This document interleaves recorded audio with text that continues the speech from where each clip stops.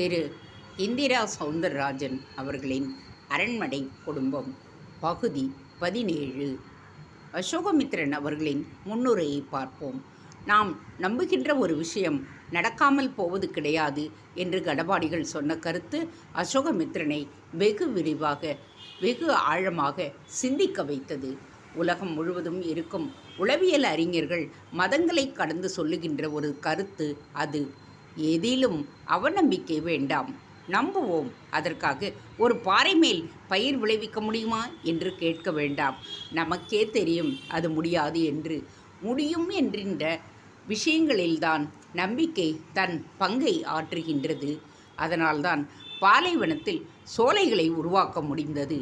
ஒரு நம்பிக்கை பலவிதமாவதற்கும் பலிதமாவதற்கும் நாம் நம்புகின்ற விஷயம், அதை பொறுத்து ஒரு கால அவகாசம் தேவைப்படலாம். அந்த காலம் வரும் வரை பொறுத்து இருக்க வேண்டும். கீரை விதை மறுநாளே முளைத்துவிடும். 10 நாளில் அறுவடை செய்து சாப்பிட்டு விடலாம். ஆனால் ஆல விதை அப்படியல்ல, அதற்கு ஆண்டுக்கணக்குகள் ஆகும். நாம் நம்புகின்ற விஷயமும் அப்படித்தான். இப்படி ஒரு கருத்தை ஒரு புத்தகத்தில் படித்து அசோகமித்திரனுக்கு அது ஞாபகம் வந்தது. இருந்தாலும் மூட நம்பிக்கைகள் கூட பலிக்கும் என்பதை ஏற்பதற்கு சிரமமாக இருந்தது. அது தொடர்பாக ஒரு கேள்வியாவது கேட்க வேண்டும் என்றும் அவருக்கு தோன்றியது. அவரை வைத்தே அந்த கேள்வியை கேட்போம் என்ற முடிவுக்கு வந்த அசோகமித்திரன், கணபாடிகளே, நீங்கள் ஒரு பிராமணர். ஒரு காரியமாக நீங்கள் தெருவில் இறங்கி நடந்து செல்லுகிறீர்கள். அப்பொழுது உங்கள் எதிரில் ஒரு நல்ல காரியத்துக்காக ஒருவர் தன் வீட்டிலிருந்து புறப்பட்டு கொண்டிருக்கிறார். அவர் உங்களை பார்த்தவுடன் போகின்ற காரியம் உருப்படாது என்று சொல்லி திரும்பிச் சென்று விடுகின்றார். இதைத்தான் ஒற்றை பிராமணன் எதிரில் வந்தால் அந்த காரியம் உருப்படாது என்கின்ற நம்பிக்கையை கொண்டுள்ளனர். அது சரிதானா? அசோகமித்திரன் கேள்வியை கேட்டுவிட்டு கணபாடிகளை பார்த்தார். கணபாடிகள் சிரித்தார். பிறகு பேசலானார். நீங்கள் குறிப்பிட்ட விஷயத்திற்கு சகுனம் என்று பெயர். பூனை குறுக்கில் போதல், விதவை எதிர்ப்படுதல், காக்கை கூரை மேல் இடைவிடாமல் கரைதல், இப்படி சகுனம் சார்ந்தவை பல உண்டு. முதலில் பிராமணர் விஷயத்திற்கு வருகின்றேன். அந்த பிராமணர் அவர் காரியமான திவசம், தர்ப்பணம் மற்றும் சுடுகாட்டு கர்ம காரியங்களை செய்துவிட்டு எதிரில் வரலாம். நல்ல காரியங்களை செய்துவிட்டு வரலாம். அது நமக்கு தெரியாது. இதில்தான் விஷயம் உள்ளது. பிராமணனை கண்டால் வணங்க வேண்டும் என்று சாஸ்திரம் சொல்லுகிறது. வயதில் பெரியவர்கள், ஆசிரியர், குரு, பிராமணர்கள் இவர்களை காண நேரிடுகையில் கட்டாயமாக வணங்க வேண்டும். பதிலுக்கு அவர் நம்மை ஆசீர்வதிக்க வேண்டும். நல்ல காரியமாக நாம் செல்கையில் இப்படி நாம் வணங்கும் பொழுது பதிலுக்கு அவர்கள் வாழ்த்து சொல்ல இயலாத பிரேத தீட்டில் இருந்தால் அது அவரையும் வருத்தும், நமக்கும் வருத்தமாகிவிடும். எனவேதான் ஒரு சகுன விஷயம் இப்படி வரையறுக்கப்பட்டது. இப்படி நான் சொல்லும் பொழுது தீட்டு என்பதே ஒரு மூட நம்பிக்கை என்று நீங்கள் சொன்னால் நான் சொல்வதற்கு ஒன்றுமே இல்லை. சாஸ்திரங்களை நம்பினால் நம்பத்தான் வேண்டும். அவற்றை பொய்யாக கருதினால் நான் ஆரம்பத்தில் சொன்னதைப் போல அதை அனுபவித்துத்தான் தெரிந்து கொள்ள வேண்டும் என்கின்ற கணபாடிகளின் பதிலில் ஒரு விடை இருப்பது போலவும் இருந்தது, இல்லாதது போலவும் இருந்தது.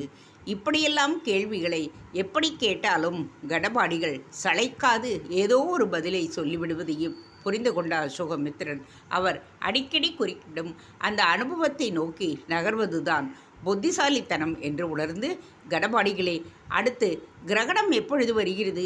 அப்பொழுது அந்த கோயிலில் அந்த நாகம் பூஜை செய்ய வருமா? அதை நான் பார்க்க முடியுமா என்று கேட்டார். அடுத்த மாதமே கிரகணம் வருகிறது. நிச்சயம் நாகம் பூஜை செய்ய வரும் என்று நான் நம்புகிறேன் என்றார். அதை நான் என் கண்ணார பார்க்க வேண்டும். நீங்களும் உடன் இருந்தால் நல்லது என்று அசோகமித்திரன் சொல்லவும் கணபாடிகள் மறுப்பு எதுவும் கூறவில்லை. சூரிய கிரகணத்திற்கு முதல் நாளே கணபாடிகள் வந்துவிட்டார்.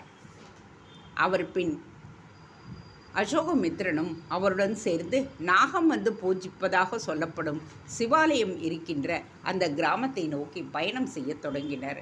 கணபாடிகள் மேலே சட்டை அணியாமல் ஒரு அங்கவஸ்திரத்தை மட்டும் தரித்தவராக பயணம் செய்தார். இடையில் பஞ்சகச்சம், ஒரு துணிப்பையில் மாற்றுத் துண்டு வேட்டியுடன் ஒரு மரப்பெட்டியும் வெற்றிலைப்பெட்டி அளவுக்கு அவருடன் இருந்தது. அதனுள் பானலிங்கக்கல் மற்றும் சால கிராமக்கல், ஸ்வர்ணமுகி சிலாக்கல், ஸ்படிகக்கல், சோனபத்திரக்கல் என்கின்ற 5 கற்களுடன் கூடிய நிறைய வில்வ இலைகளும் இருந்தன. அந்த 5 கற்களும் பஞ்சாதாய பூஜைக்கான இறை சொரூபங்கள். கணபாடிகள் பின் சீட்டின் வலது ஓரத்திலும் அசோகமித்திரன் இடது ஓரத்திலும் அமர்ந்து கொண்ட நிலையில் கார் புறப்பட்டது. காருக்குள் ஒருவர் கருத்து பரிமாறிக்கொள்வது எப்பவுமே மிகவும் இனிதாகவும் வலிதாகவும் இருக்கும். அசோகமித்திரனுக்கும் கணபாடிகளோடு உரையாட அது தோதாக இருந்தது. காலம் எவ்வளவோ மாறிவிட்டது. ஆனால் நீங்கள் மாறாமல் கட்டுக்கொடுமி பஞ்சகச்சம் வைதிகம் என்று இருக்க உங்களால் எப்படி முடிகிறது என்று பேச்சை தொடங்கினார் அசோகமித்திரன். இது காற்றோட்டமாக உடுத்துதல், இதில்தான் ஆரோக்கியம் இருக்கிறது. வெள்ளைக்காரனின் பேண்ட் ஷர்ட்டை அவன் நாட்டு சீதோஷ்ணத்திற்கு செயல்பாடுகளுக்கு பொருத்தமாக இருக்கலாம், நமக்கு அது ஏற்புடையதல்ல. வைதீகத்துக்கு இதுதான் தோது என்றார் கணபாடிகள். காலம் மாறிவிட்டது என்கின்ற வார்த்தைகள் சரியானவை அல்ல. காலம் அப்படியே தான் இருக்கின்றது. காலையில் சூரியன் உதிக்கத் தவறுவதில்லை. அதே போல சந்திரனின் வளர்ந்து தேயும் தன்மைகளிலும் ஒரு நூல் அளவு மாற்றம் கூட இல்லை. பருவ காலங்களிலும் எந்த மாற்றமும் இல்லை. சித்திரை வைகாசியில் வெயில், ஆடியில் காற்று, ஐப்பசி கார்த்திகையில் அடைமழை, மார்கழியில் பனி என்று காலமும் பொழுதுகளும் அப்படியேதான் இருக்கின்றன. நாம் தான் வாழத் தெரியாமல் வாழ்ந்து நாம் மாறிவிட்டு காலம் மாறிவிட்டதாக சொல்லுகிறோம் என்று கூறிவிட்டு சிரித்தார். ஒரு கைபேசிக்குள் இன்று உலகம் அடங்கிவிட்டதே, இது எத்தனை பெரிய மாற்றம்! அந்த காலமாக இருந்தால் நீங்கள் சொல்லும் கோயில் உள்ள கிராமத்திற்கு போக ஒன்று நடந்து போக வேண்டும், இல்லாவிட்டால் குதிரை சவாரிதான் செய்ய வேண்டும். இன்று பாதுகாப்பாக ஏசியை அனுபவித்தபடியே பயணம் செய்கின்றோம். இது எல்லாமே மாற்றங்கள் தானே? விடாமல் கேட்டார் அசோகமித்திரன். வாஸ்தவம்தான். மனிதன் நடையாக நடந்தவரை ஆரோக்கியமாக இருந்தான். இப்பொழுது நடப்பது மருந்து போல ஆகிவிட்டது. முன்பு செருப்பு வாசலில் கிடைக்கும், காய்கறிகள் பாதுகாப்பாக கூடையில் இருக்கும். இப்பொழுது அவை கண்ணாடி அறைக்குள் கிடக்க காய்கறிகள் தெருவில் கிடக்கின்றன. நல்லதை மட்டுமே செய்யும் பாலும் பால்காரரும் தெருவில் அலைகிறார்கள். கெட்ட சாராயமோ பாதுகாப்பாக பாருக்குள் கிடைக்கின்றது. இப்படி பேச்சு பொதுவாகவும் சமூகம் குறித்தும் செல்கின்ற நிலையில் அந்த நாகம் கட்டாயம் பூஜை செய்ய நாளை வரும்தானே என்று கேட்டார் அசோகமித்திரன். அது தெரியாது. நான் பார்த்த கிரகணத்தின் பொழுது அது வந்தது. நாளையும் வரக்கூடும். ஒருவேளை அதனுடைய ஆயுட்காலம் முடிந்து அது இறந்து போயிருந்தால் வாய்ப்பு இல்லை என்று சற்றே அதிர்ச்சி அடித்தார் கணபாடிகள். அசோகமித்திரனின் முகம் உடனேயே வாடத் தொடங்கிவிட்டது. என்ன ஒரு அதிசயத்தை பார்க்காமல் போய்விடுமோ என்று ஏமாற்றமாக உள்ளதோ? ஆமாம், அப்படி நாளை பார்க்க முடியாமல் போனால் நீங்கள் பார்த்ததாக கூறியதையும் நான் சந்தேகிக்கக்கூடும். உங்களை நான் நம்ப சொல்லவில்லையே. கணபாடிகளின் பதில் அசோகமித்திரனை மேலும் சோர்வடையச் செய்தது. நான் கூட நீங்கள் நம்ப வேண்டும் என்பதற்காக வரவில்லை. அது ஒரு அரிய காட்சி, பார்ப்பது புண்ணியம், அதற்காகத்தான் வருகின்றேன் என்று கணபாடிகள் தொடர்ந்து சொல்லவும் அசோகமித்திரனின் சோர்வு அதிகரித்தது. அது கணபாடிகளுக்கும் புரிந்தது. உங்கள் ஆராய்ச்சியை மூட்டை கட்டிட்டு நம்பிக்கையோட திறந்த மனதோட வாங்க, நல்லதே நடக்கும் என்று நம்பிக்கையை தந்தார் கணபாடிகள். நாகேந்திரநல்லூர் என்கின்ற அந்த கிராமம் வந்து காரும் ஊருக்குள் நுழைந்து கணபாடிகளின் உறவினர் வீட்டின் முன் நின்றது. இனி நம்முடைய கதையை தொடர்வோமா நாம்? அந்த நாகம் சரசரவென்று தரைமேல் ஒரு பானம் போட்டது போல் சென்று கொண்டிருந்தது. அதன் வேகத்திற்கு ஓடுவது கூட முடியாத ஒன்றாக இருந்தது. போதிமுத்துவுக்கு இப்படி பின்தொடர்ந்து ஓடி ஓடி நல்ல பழக்கம் உண்டு என்பதால் கண் பார்வையை விலக்காமல் அதன் பின்னேயே ஓடினான். திடீரென்று அதன் போக்கில் ஒரு அசாதாரணமான ஓட்டம். போதிமுத்து பின்தொடர்வதை அது உணர்ந்து விட்டது போல் தெரிந்தது. அதன் போக்கில் குண்டாங்குதிர்களாக பாறைகள், முள்ளுச்செடிகள், பிரண்டை கொடிகள், அரை புதரை என்ற எல்லா புதர்களும் மண்டி கிடந்தன. அதற்குள் தன் குழல் உடம்பை நுழைத்து வேகமாக எங்கோ போனபடி இருந்தது. அது பருத்த உடம்பை தூக்கி கொண்டு அதை துரத்துவது என்பது போதிமுத்துவுக்கு கடினமாகத்தானே இருந்தது. இருந்தாலும் 20 வருடங்களாக பாம்பளை பிடிக்கின்ற அனுபவம் அவனுக்கு கை கொடுத்தது. காலில் டயர் செருப்பை அணிந்திருந்தான். மலைகளில் ஏறி இறங்கும் பொழுது அதுதான் தோதானது. நவீனமான ஷூக்களை அணிவதென்பதெல்லாம் அவனுக்கு தெரிந்திராத ஒன்று. அவனது முரட்டு செருப்பை கூட அவனுக்கு மிக பரிச்சயமாக நல்லி ஜல்லி என்பவர்தான் தைத்து கொடுத்திருந்தான். அந்த ஜல்லி மாடர்ன் தியேட்டர்ஸில் ஆர்ச்சை ஒட்டி ஒரு புளிய மரத்தடியில் கடைபிடித்திருப்பான். போதிமுத்துவுக்கு அவன் சிநேகிதன் கூட. சிநேகிதன் மட்டுமல்ல, கொஞ்சம் மூலிகை மருத்துவமும் தெரிந்தவன். மலைப்பாம்பு பிடிக்கப் போகும் பொழுது ஆடையொட்டி கீதாஞ்சலி, சஞ்சீவினி என்ற மூன்றும் எங்கு கண்ணில் பட்டாலும் அதை வேரோடு பிடுங்கி எடுத்து வரச் சொல்லி இருந்தான். அந்த நாகம் போன பாதையில் அங்கங்கே ஆடையொட்டியும் தீஞ்சமூலியும் கண்களில் தென்பட்டன. அவற்றை நின்று பறிக்க முனைந்தால் நாகம் பார்வையை விட்டே விலகி ஓடிவிடும் என்று உணர்ந்ததால் அந்த மூலிகைகளை கண்டும் பறிக்காமல் ஓடினான். செங்குத்தாக ஒரு மேடு. அதன் மேலேறி மறுபக்கம் ஏறிப்போய் போதுமுத்துவின் கண்களை விட்டு அது மறைந்து போய்விட்டது. அதற்கு மேல் அதை துரத்தி பிடிக்க அவனால் முடியவில்லை. அது சற்று ஏமாற்றமாகத்தான் இருந்தது. மூச்சு மார்பில் முட்டி மோதி இழைப்படுத்தது. காதின் ஓரம், கழுத்து, மார்பு எல்லா இடங்களிலும் வியர்வை வாய்க்கால் போல் ஓடிற்று. அப்படியே ஒரு பாறை மேல் அமர்ந்து விட்டான். அப்போது அவனுடைய செல்போனில் குரல். ஏமாறாதே ஏமாற்றாதே என்கின்ற எம்ஜிஆர் பாட்டுத்தான் ரிங்டோன் அவனுக்கு. அந்த சேர்வராயன் மலையின் அடிவாரத்தின் சறுக்கத்தில் அந்த ரிங்டோன் ஒலி எதிரொலிகளோடு ஒலிக்கத் தொடங்கியது.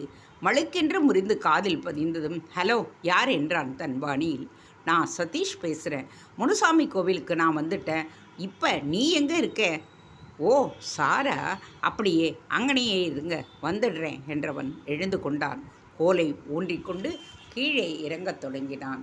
வழியில் தென்பட்ட ஆடையொட்டியையும் தீஞ்சமூலியையும் ஞாபகமாக பறித்து கொண்டான். 1-2 தான் முளைத்தே இருந்தது. பக்கத்தில் மலை அருவியின் தடயங்களில் பெரிதும் சிறிதுமாக நீர் ஓடிக்கொண்டிருந்தது. அதை ஒட்டி ஓரமாக பாசம் பூத்து கடும் பச்சையில் காட்சி தந்தது. ஜல்லியோடு பலமுறை மூலிகை தேடி வரும்பொழுது ஜல்லி அந்த பாசப்பச்சையை ஒழித்து ஒரு சம்பளத்தில் எடுத்து போட்டுக்கொள்ளுவான். எதற்கென்று கேட்டால், இது கஞ்சா மருந்து. பொடி பண்ணி அப்பால் எரித்து சாம்பலை எடுத்து அந்த சாம்பலை சில மூலிகை சாறை விட்டு அப்பால் அதை காய வச்சு பொடியாக்கி இப்படி 9 தடவை செஞ்சால் 1 ஸ்பூன் அளவுக்கு ஒரு பொடி கிடைக்கும். அதை ஆட்டுப்பாலில் குழைச்சி 3 வேளை சாப்பிட்டா போதும். மூலம், பௌத்திரம், குடல் புண்ணு இந்த 3ம் சாப்பிட்றவனுக்கு எந்த காலத்துக்கும் வராது என்றான். பல பணக்காரர்கள் காரில் வந்து அவனிடம் இப்படி மருந்து பொடிகளை வாங்கி போவதையும் பார்த்திருக்கின்றான் அவன். அது எல்லாம் நினைவிற்கு வர பிடுங்கிய அளவில் மூலிகை செடிகளுடன் குதித்து குதித்து இறங்கி முனியப்பன் வீட்டில் இருக்கும் வழுக்குப்பாறையை அடைந்தான். அங்கே இருக்கும் வேப்ப மரத்தடியில் புகையை விட்டபடி நின்று கொண்டிருந்தான் சதீஷ். முதல் முறையாக இருவரும் ஒருவரை ஒருவர் பார்த்து கொண்டனர். சதீஷ் பார்த்து கொண்டே பிடித்த சிகரெட்டை தரையில் போட்டு செருப்பு காலால் தேய்த்தான். வாங்க சார், வந்து ரொம்ப நேரம் ஆயிடுச்சா? ஆமாம், என்ன சொல்லிட்டு நீ எங்கேயா போயிட்ட? 16 அடியில் ஒரு புஸ்ஸு சரசரன்னு ஓடுறப்ப பார்த்துட்டு துரத்துக்கிட்டே போனேன். அதுக்கு நல்ல நேரம் தப்பிச்சிடுச்சு. புஸ்ஸா? பாம்பைத்தான் நான் அப்படி சொல்கிறேன். நீங்கள் விஷயத்துக்கு வாங்க.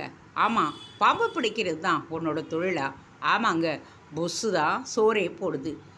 எல்லோரும் கும்பிடுறாங்க, நீ அதை பிடிச்சி விஷத்துக்கும் தோலுக்கும் விற்கிறியே. அப்போ கும்பிடுறவங்களெல்லாம் முட்டாளுங்களா? நல்லா கேட்டீங்க போங்க. நாகப்பாம்பை நான் கொல்ல மாட்டேன் சாமி. மற்ற சாரை, கட்டுவிரியன், பச்சை, மலையன் இதுகளைத்தான் தோலுக்காக விஷத்துக்காக கொல்லுவோம். நாகப்பாம்புகளை மட்டும் ஏன் கொல்ல மாட்டேன்?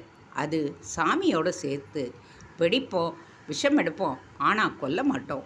பாம்புகளில் கூட இப்படி சாமி பாம்பு சாதா பாம்புன்னு இருக்குதா? பிறகு சில நேரம் சித்தர் சாமிங்க நல்லா பாம்பாக கூட வருவாங்க. தேவதைகள் கூட நல்ல பாம்பாக வருவாங்க. அதனால தான் அதுங்க கிட்ட மட்டும் நாங்கள் ஜாக்கிரதையாக இருப்போம். ஆமாம், இதையெல்லாம் எதுக்கு சாமி நீங்கள் கேட்குறீங்க? சொல்கிறேன். ஆமாம், இது என்ன கையில் ஏதோ செடி மாதிரி தெரியுது? மூலிகை செடி சாமி, மருந்துக்காக இதை பறித்தேன். நீங்கள் அந்த விஷயத்தை சொல்லுங்கள். சொல்கிறேன், இது ரொம்ப ரகசியமான விஷயம். இதை நீ செஞ்சிட்டா உனக்கு நான் லட்சத்தில் பணம் தருவேன். மாதம் நீ எவ்வளவு சம்பாதிக்கிற? சாரி, ஏங்க சாமி, ஒரு நான் 1000 கிடைக்கும், ஒரு நாள் 2000 கிடைக்கும், பல நாள் புஸ்ஸுங்களே சிக்காது, சில சமயம் கடிச்சுப்படும். அப்படி பத்தியமாக குடிசைக்குள்ளேயே இருந்து மருந்து சாப்பிட்டுக்கிட்டு கிடக்கணும். என் பொழப்பு ஒரு கேடுகட்ட பொழப்பு சாமி. அப்போ உனக்கு நல்லபடியாக ஒரு வீடு கூட இல்லைன்னு சொல்லு. ஆமாம் சாமி, ஊருக்குள்ளேயும் யாரும் வீடை வாடகைக்கு தரமாட்டாங்க. பாம்புன்னா தான் படையே நடுங்குமே. வீட்டுக்காரங்க பயப்பட மாட்டாங்களா? அதனால தான் நான் இங்கே அடிவாரத்திலேயே என்னோட கடலை வயலை ஒட்டி குடிசையை போட்டுக்கிட்டு அங்கேயே தான் கிடக்கேன்.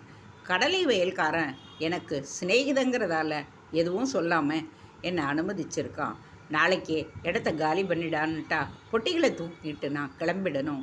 போதிமுத்து தன்னை பற்றி சொல்ல அவனிடம் தாராளமாக தன் திட்டத்தை சொல்லலாம் என்கின்ற ஒரு நம்பிக்கை சதீஷிற்கு வந்தது. சரி, இப்போ நான் வந்த விஷயத்தை சொல்லிடுறேன். சரின்னு நீ சொன்னா இப்போவே 1,00,000 அட்வான்ஸ். காரியம் முடிஞ்ச உடனே மிச்சத்தை தர்றேன். ₹1,00,000? வாயை பிளந்தான் போதிமுத்து. பதிலுக்கு சதீஷ் 2 500 நோட்டுகளை எடுத்து ஆட்டி காட்டினான்.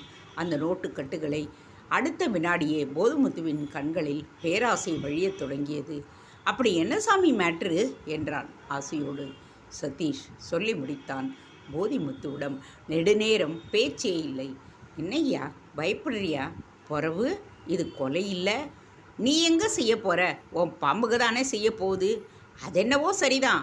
அப்போ என் கூட நீங்கள் இருப்பீங்களா?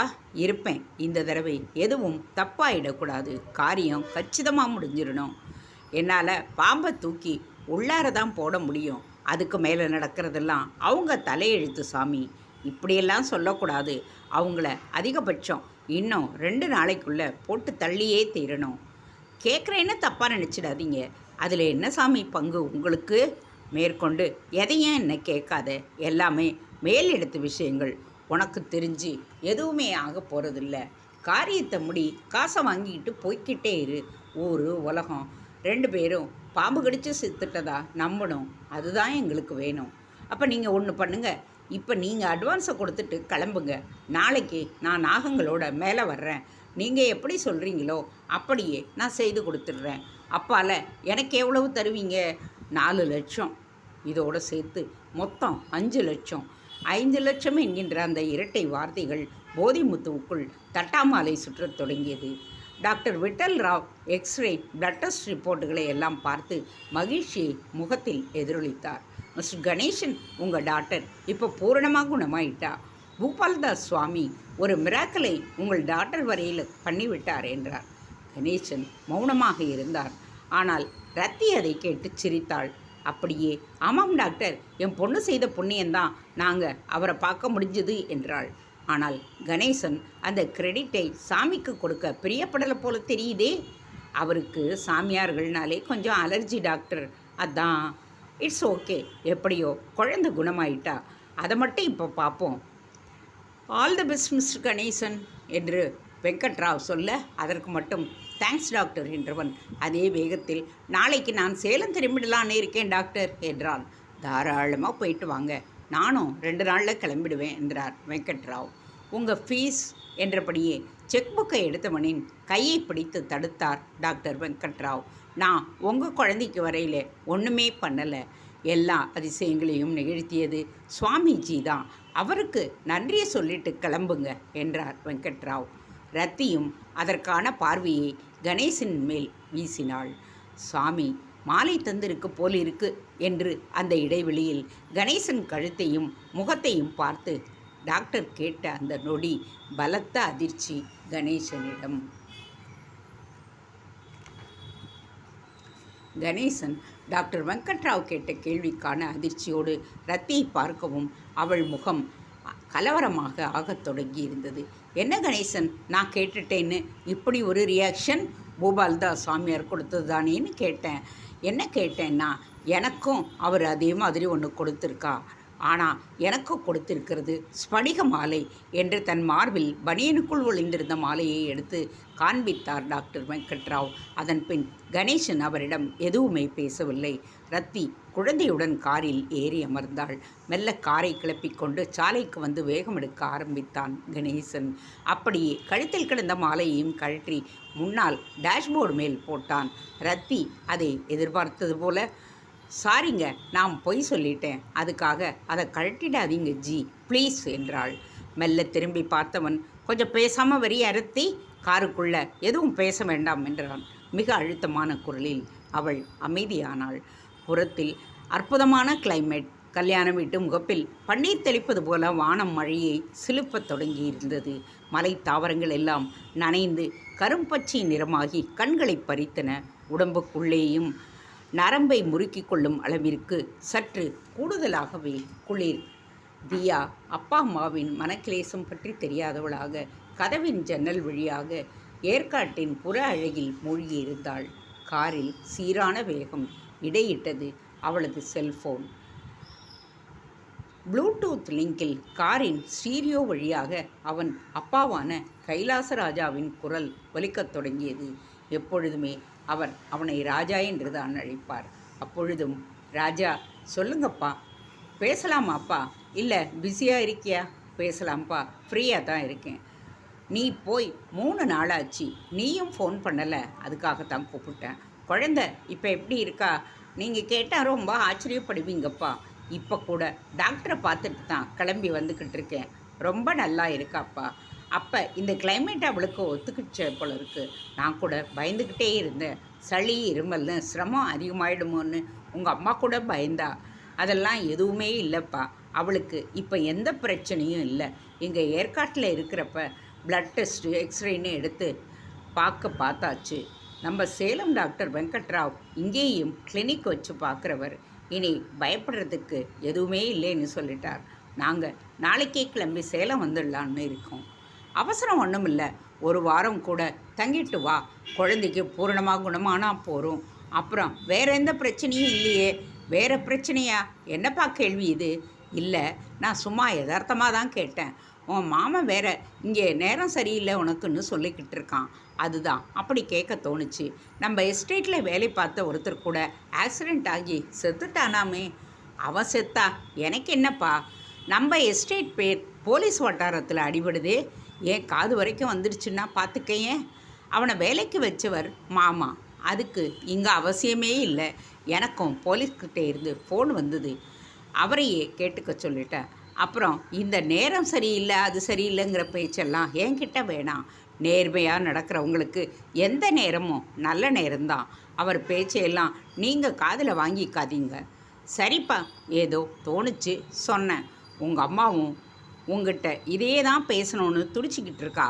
ஆமாம், நீ வர்ற பார்லிமெண்ட் எலெக்ஷனில் கூட நிற்க போறியா என்ன? ஓ, அந்த செய்தி உங்கள் காது வரைக்கும் வந்துடுச்சாக்கும். அப்படி ஒரு விருப்பம் இருக்குது, ஆனால் உறுதியான முடிவுக்கு இன்னும் வரலப்பா. நமக்கு எதுக்குப்பா அரசியல்? அது ஒரு சரியான சாக்கடை. அதுக்கெல்லாம் நமக்கு சரிக்கு வராதுப்பா. அதனால் நம்ம அருணாச்சலம் நாம் சொல்கிறதையெல்லாம் கேட்டு நடந்துக்கிறானே, அது நம்மளுக்கு போதாதா? அவன் நம்ம பேச்சு கேட்டு நடந்தா பெருசு, வெளியில் கை நீட்டாமல் இருக்கணுமே. அட, இப்போ யார் யோக்கியம்? கேட்டால் எலெக்ஷனுக்காக செலவழிச்சதை திரும்ப எடுக்கிறேன்பா. நீங்களும் லஞ்சத்தை ஒத்துக்கிட்ட மாதிரி தெரியுதே, என்னப்பாச்சு உங்களுக்கு?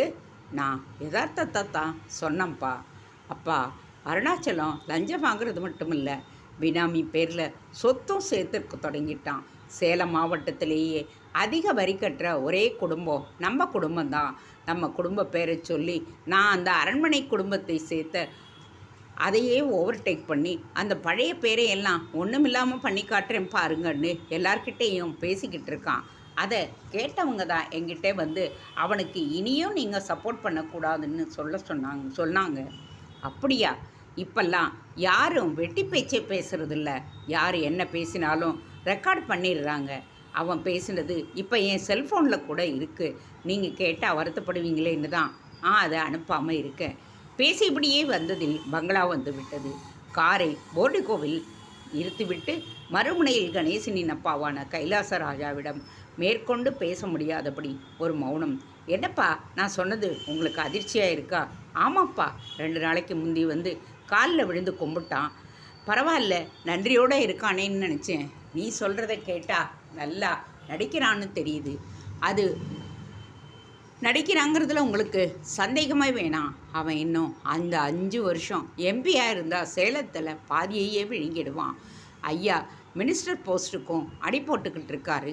யாரோ ஒரு ஜோசியக்காரன் நீங்கள் பிரதமராக கூட வர்றதுக்கு உங்கள் ஜாதகத்தில் இடம் இருக்குன்னு சொல்லி இருக்கிறான். அதை கேட்டதிலிருந்து அவன் மெதப்பில் தான் சுற்றிக்கிட்டு தெரிகிறான். இது வேறையா?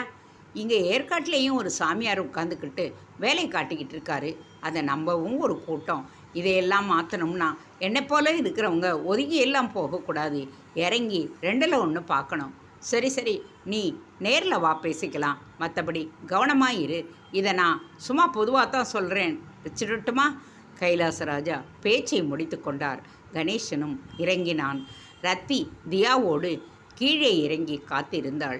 என்ன ரத்தி, நான் அப்பாவுக்கு மட்டும் பதில் சொல்லலை, உனக்கும் சேர்த்து தான் சொல்லிக்கிட்டு இருக்கேன். புரியுதுங்க, ஆனால் சாமியாரை பற்றின உங்கள் கணிப்பு எனக்கு சரியாக படலை. எனக்கு கூட நீ அவரை பெருசாக நினைக்கிறது சரியாக படலை. நம்ம தியாவுக்கு குணமானதை பார்த்துமா இப்படி பேசுகிறீங்க நீங்கள்? அதுதான் டச் தெராப்பி அது இதுன்னு டாக்டரே சொன்னாரே. ஒருவேளை அதுதான் காரணமோ என்னமோ.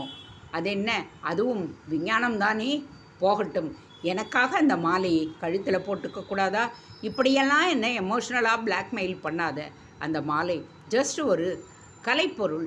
இஷ்டம் இருந்தால் நான் போட்டுக்குவேன். அதுக்கு மேலே இதில் எதுவுமே கிடையாது. உனக்காக போட்டுக்கிட்டாலும் அது பயப்படுறேன்னு அர்த்தம் ஆகிடும். ஆபத்து இருக்குன்னு சாமியார் மட்டுமல்ல, உங்கள் அப்பாவும் சொன்னார், கேட்டீங்க தானே? அது என் அப்பா கருத்து இல்லை, என் மாமாவோட உளறல். நீ எல்லாம் ஒரே கூட்டம். அவர் ஜாதகம் சொல்கிறாருன்னு சொல்லுவார். இந்த சாமியாரை நீ சொல்லவே நான் தெரியாமல் தான் கேட்குறேன். இந்த மாலை எப்படி எனக்கு ஆபத்து வந்தால் காப்பாற்றும்? இதுவே ஒரு ஜடம்.